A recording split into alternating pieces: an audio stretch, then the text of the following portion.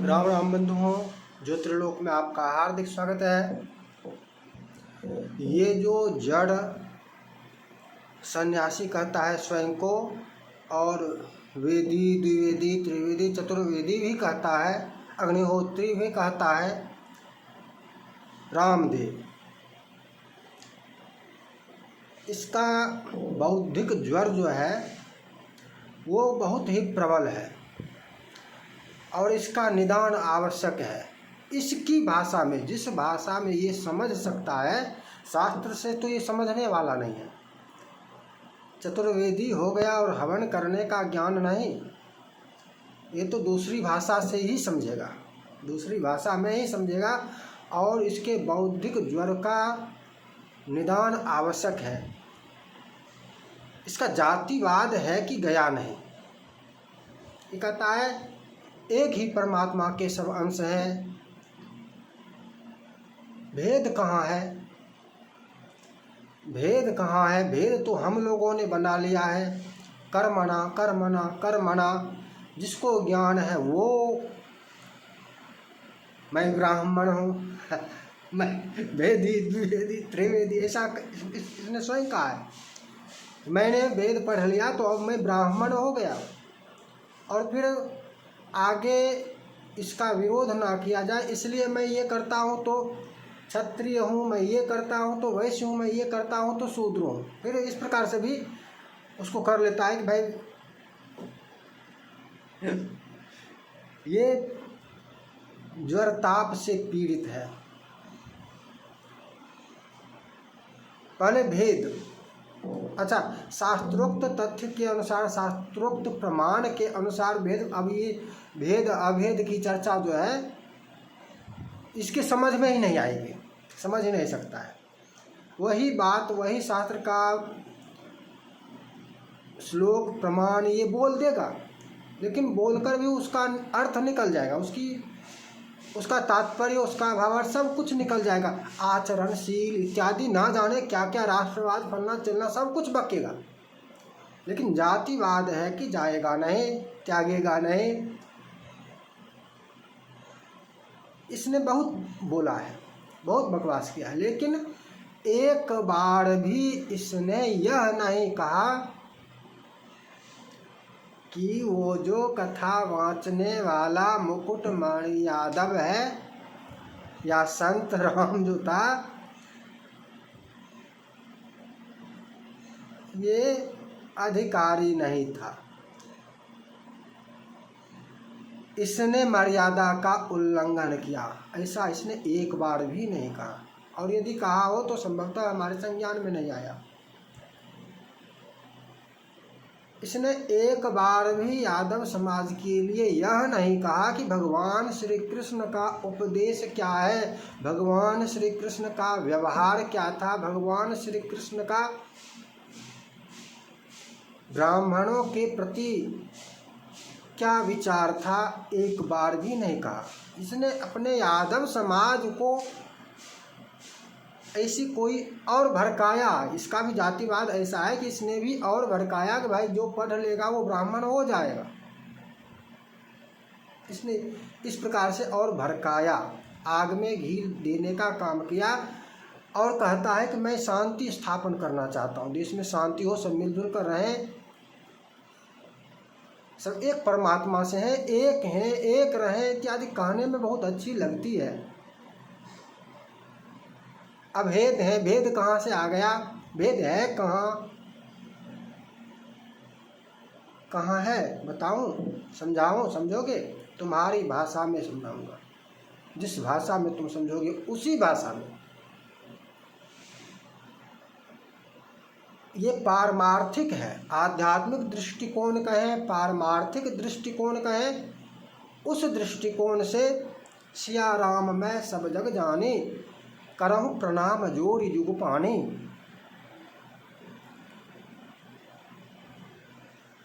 पारमार्थिक दृष्टिकोण है, आध्यात्मिक दृष्टिकोण है कि मुझ में भी वही ईश्वर है, वही परमात्मा है, और पिता में भी, माता में भी, पत्नी में भी, पुत्र में भी, गुरु में भी। अब गुरु विचार करें कि मेरे में भी वही आध्यात्मिक दृष्टिकोण, मेरे में भी वही परमात्मा है और शिष्य मेरा जो है, शिष्य में देखिए शिष्य में भी वही परमात्मा है। अब गुरु शिष्य की पूजा करने लगे क्योंकि अभेद है, गुरु शिष्य की पूजा करे। शिष्य में उसको भगवान का दर्शन होना चाहिए, गुरु को शिष्य में क्या दर्शन होना चाहिए? भगवान का दर्शन होना चाहिए। गुरु क्या करे? शिष्य की पूजा करे। वाह, यहाँ पर है शास्त्रीय मर्यादा, शास्त्रीय विधान कि ऐसा नहीं होगा। भगवान श्री कृष्ण गुरुकुल में गए थे शिष्य बनकर, तो शिष्य वाला व्यवहार भगवान श्री कृष्ण का था, राम का था। गुरु का व्यवहार गुरु वाला था। ये अभेद और भेद दोनों में दृष्टिकोण का अंतर है। व्यवहार में ऐसा नहीं है। व्यवहार में जो जहाँ है उस अवस्था, स्थिति, संबंध के अनुसार व्यवहार, व्यवहार उस संबंध के अनुसार। परिवार के सभी सदस्य हैं तो सबके प्रति आध्यात्मिक दृष्टिकोण की, भाई ये बौद्धिक स्तर है जो शिखर पर हो जाए, शिखर पर हो जाए, आदर्श स्थिति हो जाए कि भाई पत्नी में भी वही परमात्मा, माता में भी वही परमात्मा, पुत्री में भी, बहन में भी, बुआ में भी, मौसी में भी, सासू में भी, मामी में भी, साली में भी, सरहज में भी, सब में वही है। ये शिखर पर है आध्यात्मिक दृष्टिकोण। आध्यात्मिक रूप से ये शिखर पर है। शिखर, ये स्तर उत्तम स्तर, उच्च स्तर है, उच्चतम स्तर है। ये ऐसा दृष्टिकोण हो जाए, ठीक है। अब व्यवहार में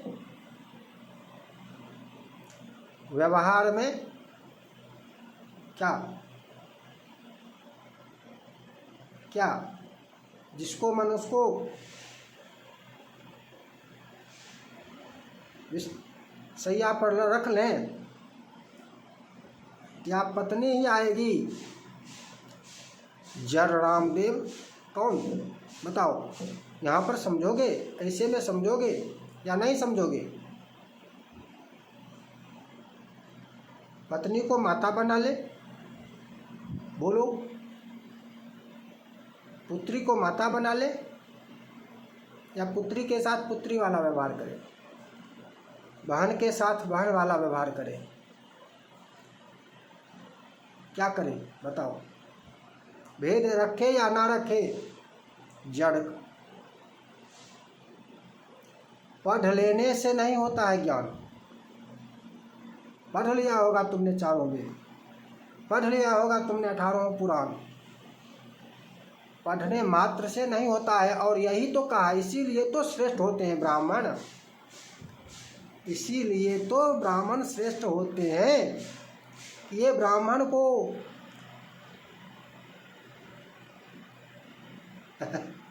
भगवान की कृपा से भी प्राप्त होती है।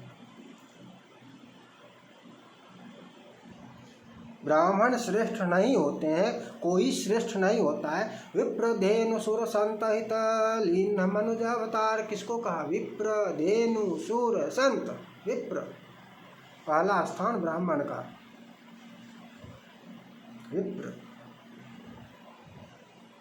विप्र के हित के लिए। नमो ब्रह्मण्य देवाय गो ब्राह्मण हिताय च, गो ब्राह्मण हिताय च, गाय और ब्राह्मण के हित के लिए। कोई श्रेष्ठ नहीं, कोई नीच नहीं, कोई उच्च नहीं, कोई भेद नहीं। तो भाई यहाँ पर ब्राह्मण मात्र क्यों कहा? गाय मात्र क्यों कहा? कुत्ता क्यों नहीं कहा? कुत्ते के हित के लिए क्यों नहीं कहा? जीव मात्र का हित क्यों नहीं कहा? प्राणी मात्र का हित क्यों नहीं कहा? विश्व हित क्यों नहीं कहा? गो और ब्राह्मण ही क्यों कहा? काट दो, काट सकते हो, खंडन करो इसका। ये तो स्वीकारोगे अथवा नहीं, नहीं मानोगे, शास्त्र को नहीं मानोगे तो तुम कर क्या रहे हो? फिर बोल क्या रहे हो कि मैंने चारों वेद पढ़ा है, मैंने ये पढ़ा है, मैंने वो पढ़ा है, मैं ये हूँ, मैं वो हूँ। फिर बोल क्यों रहे हो? फिर इसमें पढ़ क्यों रहे हो? हंगामा क्यों कर? फिर जाओ, भागो, निकलो बाहर, हवा आने दो। नहीं मानना है, नहीं स्वीकारोगे शास्त्र को तो बाहर निकलो, फिर तुमको अधिकार ही नहीं है कुछ बोलने का। वैसे भी जो बोल रहे हो वो अनधिकृत रूप से ही बोल रहे हो। जो भी बोल रहे हो, जो भी कर रहे हो, अनधिकृत रूप से कर रहे हो। तुम्हारा कार्य था कि तुमने यदि पढ़ा है तो अपने समाज को शिक्षा देते कि देख, ब्राह्मण का स्थान ये होता है। भगवान हमारे जो कृष्ण थे, उन्होंने ब्राह्मणों की सदैव पूजा की। भगवान का अवतार ही ब्राह्मणों हिताय, गो ब्राह्मण हिताय, सदैव पूजा करते रहे। उनको उनका अपमान नहीं करना चाहिए। तुमको ये शिक्षा देनी चाहिए थी अपने यादव समाज को, और तुमने ब्राह्मण को शिक्षा देना आरंभ कर दिया। अरे जड़, ब्राह्मण को शिक्षा देने का तुमको अधिकार है क्या? कहाँ से पाया अधिकार? कैसे प्राप्त किया? ब्राह्मण को शिक्षा देने का तो तुमको अधिकार ही नहीं है। और बात करते हो ब्राह्मण समाज की, ब्राह्मण समाज की, ब्राह्मण में ये गुण होना चाहिए, ऐसा होना चाहिए, भेदाभेद कुछ है नहीं, भेद जो हो रहा है। अरे पति के साथ पत्नी ही सैया पर आएगी। भेद है, भेद है, स्वीकार करो। ये सनातन है, सनातन सनातन चिल्लाने से सनातन नहीं है। वो और है जहाँ पर ये भेद नहीं है, जिसके मन साथ मन उसके साथ कर लिया। ससुर पुत्र वधू के अब पत्नी उसकी माँ हो गई, ऐसा नहीं है सनातन में। भेद है, समझे, समझ में आई? व्यावहारिक भेद है। इस अतिक्रमण नहीं होगा। पत्नी का कार्य पत्नी ही करेगी, बहन का कार्य बहन ही करेगी, पुत्री का कार्य पुत्री ही करेगी, माता का कार्य माता ही करेगी। भेद है, इसी प्रकार से भेद है ब्राह्मण क्षत्रिय वैश्य शूद्र। भेद है, तभी चार हैं। भेद नहीं होता तो एक ही होते ना। कैसे भेद नहीं है? ये भेद है। अब ब्राह्मण का कार्य यदि अन्य कोई करने लगे तो ये तो उसी तरह हुआ ना, उसी प्रकार हुआ ना, जिस प्रकार से इसको और अधिक इससे अधिक नहीं बोल सकता हूँ। बहुत अधिक बोल दिया इसको समझाने के लिए इस प्रकार से। लेकिन इसको यही भाषा शायद संभवतः समझ में आए, तभी यही भाषा ये समझ सकता है। इसकी बुद्धि में जड़ता जो है, वो जड़ता दूर करने के लिए इन्हीं प्रकार की भाषाओं का प्रयोग किया जा सकता है, तभी ये समझ जाएगा, तभी इसकी जड़ता दूर होगी। अन्यथा ये शास्त्र को तो स्वीकारता ही नहीं है। ऐसे ही थोड़े न परंपरा से आ रही है सारी व्यवस्थाएं। परंपरा से अभी तक वही व्यवस्था है। तुम उसको पलटना चाहते हो, उस व्यवस्था को तुम पलटना चाहते हो। कर्मणा कर्मणा कर्मणा। अरे मूर्ख,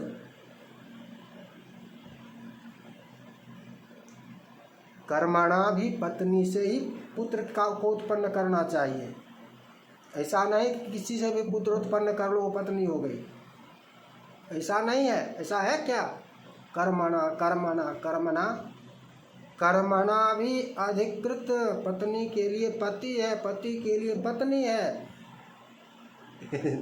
इसके अतिरिक्त दूसरा अधिकृत नहीं है। आई बात समझ में या नहीं आई? भेद नहीं है, अभेद है।